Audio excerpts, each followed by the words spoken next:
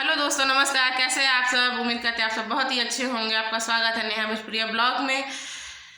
आज हम सुनाने जा रहे हैं एक लड़की के शादी में ये गीत गाया जाता है, जो लड़की नहाने जाती है तब का ये गीत है।